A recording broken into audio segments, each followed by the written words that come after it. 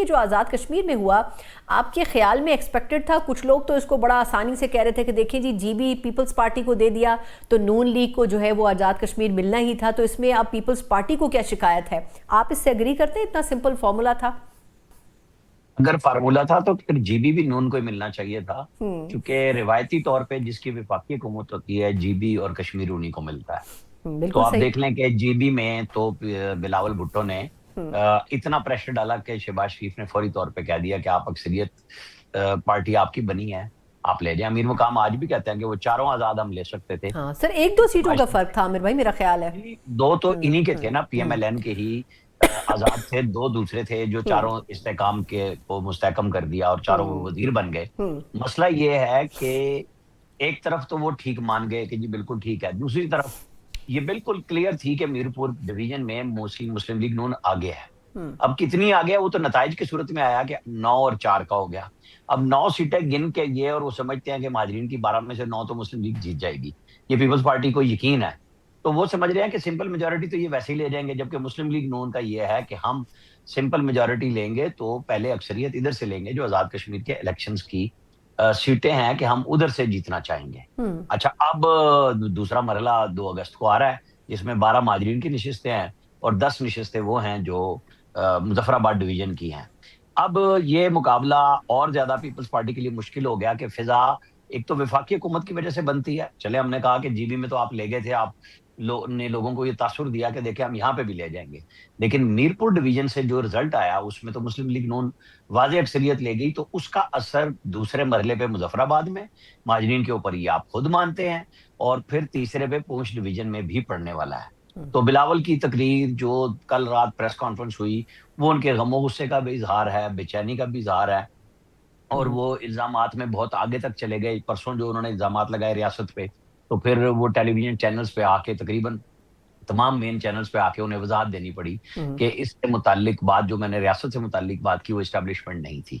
तो फिर पहले ही सोच के बोल लेते, वो गुस्से हम्म। में जज्बात में हैं, वो समझ रहे हैं कि शायद मैं अब प्रेशर डालूंगा। देखें, आपकी हुकूमत है हम्म। आजाद कश्मीर में, पीएमएलएन ने जब अक्टूबर में प्राइम मिनिस्टर शहबाज शरीफ ने 8 अक्टूबर को फैसला किया पीपल्स पार्टी के साथ बैठ के कि अनवारुल हक साहब को हटाना है, हमें हटानी है, हम्म। तो पीएमएलएन एजे ने कहा हम आपके साथ हुकूमत में नहीं बैठेंगे, आपको सपोर्ट करेंगे। हम्म। पीएमएलएन की मरकजी क्यादत ने स्टार्ट में कहा कि अगर आप हुकूमत में होते तो जो पीपल्स पार्टी ने मनमानी पोस्टिंग्स की हैं वो ना कर सकते, लेकिन जो नताइज आए हैं तो उसमें ये उनको बेहतर लगा फैसला पीएमएलएन एजे के इस फैसले को कि जी देखिए हमारे पास बैगेज नहीं था गवर्नमेंट का, तो हम क्लियर थे कि जी ये किया धरा फैसल राठौर पीपल्स पार्टी का है, जैक अगर दोबारा आई है तो उनके कहने से आई है, हम तो खड़े हैं रियासत के साथ।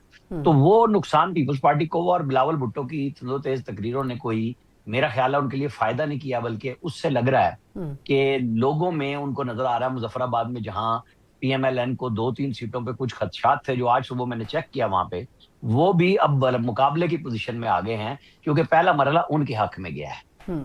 अब ये बात वो बनी है जिसपे अब बिलावल जलसा भी कर रहे हैं अपना, वहां पे बैठ के गुफ्तगू भी कर रहे हैं। अब देखें क्या बनता है इनके साथ, हम्म। क्योंकि 2 तारीख को इलेक्शन है अच्छा दूसरे आमिर मरहले। भाई, वो तो मेरा ख्याल है वापस ही नहीं आए, वो आज भी वहाँ पर खिताब कर रहे हैं। आपके ख्याल में ये जो एग्रेशन है, कुछ लोग कह रहे हैं कि ये पॉलिटिकल उस की हद तक है, क्योंकि इलेक्शन है, इलेक्शन में ऐसा माहौल होता है, लेकिन इन्होंने जेयूआईफे से हाथ मिलाना प्रेफर किया, पीपल्स पार्टी ने जीबी में भी इन्होंने नून के साथ अलायंस नहीं किया। तो आपके ख्याल में क्या वाकई नून लीग ने तो इतनी भरपूर कैंपेनिंग नहीं की जितनी पीपल्स पार्टी ने आज़ाद कश्मीर में की थी? क्या वजह हो सकती है आपके ख्याल में कि ये जो राठौड़ साहब हैं, इनको बड़े मतलब चाव से लाया गया था, उसके बावजूद भी वो डिलीवर नहीं कर सके? बल्कि जब मैंने एक सवाल उनसे किया पीपल्स पार्टी के नुमाइंदे से कि जी आपके होते हुए भी वो जो अमन कमेटी थी उतनी फाल हुई, और फिर उनकी वीडियो जिस तरह असलों के साथ आ रही है, तो उन्होंने कहा जी अब तो इलेक्शन का टाइम है। तो मैंने उनसे कहा जो पिछले 1 साल में वो करते रहे उसी का नतीजा तो आप भुगत रहे हैं। आपके ख्याल में कितना पुअर परफॉर्मेंस रही राठौड़ साहब की गवर्नमेंट की? देखिए, पीएमएलएन ने बहुत अच्छी कंपेन नहीं की जीबी में, हम्म। नतीजा देख लिया। यहाँ पे तो उन्होंने फुल टाइम, हम्म। मरियम नवाज ने सारे वुजरा की ड्यूटी लगाई माजरीन की नशिस्तों पे, हम्म। खुद भी गई, नवाज शरीफ भी गए, मरकजी वज़रा भी आज़ाद कश्मीर में कर रहे हैं और पार्टी की सतह पे अलग से ख्वाजा साद रफ़ीक हम्म। बिल्कुल मुतहर्रिक है, महाजरीन सीटों पे भी और आज़ाद कश्मीर में भी आबिद शेर अली, हम्म। कैप्टन सफदर मुसलसल वहीं पे मौजूद हैं, आज़ाद कश्मीर में। डेरे लगा के बैठे हुए हैं, अमीर मुकाम ज़ाहिर है वज़ीर अमूर कश्मीर हैं और वो जोड़-तोड़ में उन्होंने तो वज़ाहत की कि हमने तो जो आज़ाद लोग थे, उन सबको अपनी पार्टी में शामिल किया ताकि जो हमारे कैंडिडेट और आज़ाद के वोट थे, जहाँ पिछली दफ़ा हमें कुछ नुकसान हुआ था, उसका हम फ़ायदा लें। चौधरी यासीन की जिस सीट पे पीपल्स पार्टी के बिलावल भुट्टो कह रहे हैं, वहाँ पे यही कुछ किया कि जो राजा बरादरी थी, जो 2-3 कैंडिडेट लेके आती थी, वो इकट्ठे हो गए और एक बल्क में वोट गए, जो नतीजा उनकी हार की सूरत में आया, हम्म। जहाँ पे वो हमेशा तक़सीम-शुदा वोट लेते थे। अभी भी बिलावल भुट्टो ने जो आज मुज़फ़्फ़राबाद में तकरीर की जो वो आईनी कन्वेंशन की बात कर रहे हैं कि जीत के हम एक आईनी कन्वेंशन बनाएँगे। बिल्कुल। हम्म। भाई ठीक है, तो यही बात सुप्रीम कोर्ट में आप ही की हुकूमत के रेफरेंस में आई ना हम्म। कि जी महाजरीन की निश्चितों पे फैसला आइंदा आने वाली असेंबली करेगी। हम्म। लेकिन आपने जो जज़्बाती गुफ्तगू की है, उससे आपको नुकसान हो रहा है। और कश्मीर का तो बात दूर चली गई, सियासी तौर पे आप जिनके साथ इत्तेहाद में बैठे हैं, अब तो वो क्वेश्चन मरियम नवाज़ ने भी डाल दिया ना हम्म। कि अच्छा भाई आप खुद भी धांधली की पैदावार हैं, बड़े एक-दूसरे के सख्त-सख्त मुकाबले में आ गए। तो जब हम्म। मरियम नवाज़ मुकाबले में आई हैं, तो उनकी काबीना, वफाकी वज़रा सारे क्योंकि इधर पीपल्स पार्टी की क़यादत मुसलसल प्रेस कॉन्फ्रेंस जलसे कर रही है। हम्म। तो एक घमसान का रन पड़ा है, कुछ तो ये हो गया कि जी ये लगा कि एक्चुअल इलेक्शन हो रहा है और पीटीआई या जो लोग बायकॉट में हैं, उनका ज़िक्र गोल हो गया। हम्म। लेकिन जो गुफ्तगू शुरू हुई है, शर्जील मेमन ने की, फार्म 47 की, हाँ, फिर बिल्कुल। जवाब आया, हम्म। उसने बड़े घाव लगाए हैं, वो बड़े गहरे हैं, वो आइंदा चल के ये वैसे तो ठीक है, इनको कोई इश्यू नहीं है, ज़रदारी साहब और शरीफ बैठेंगे, मियाँ नवाज़ शरीफ बैठेंगे या प्राइम मिनिस्टर बैठें, ये कहेंगे जी हमारी क़यादत ने हमें रोक दिया, हम आइंदा नहीं बोलेंगे, चुप हो जाएँगे। किसी चैनल में ये जो अभी के सारे मुकाबला कर रहे हैं ना, ये टॉक हम्म। शोज़ में बात ही नहीं करेंगे। हम्म। ये हमें 10 अगस्त और 12 अगस्त तक देखना पड़ेगा कुछ दिन, हुकूमत साज़ी के फैसलों तक और ये मुमकिन नहीं है कि हम्म। इस सिस्टम से बाहर हो जाएँ। मौजूदा सिस्टम में रहते हुए दोनों की बक़ा इसी में है कि एक साथ चलें।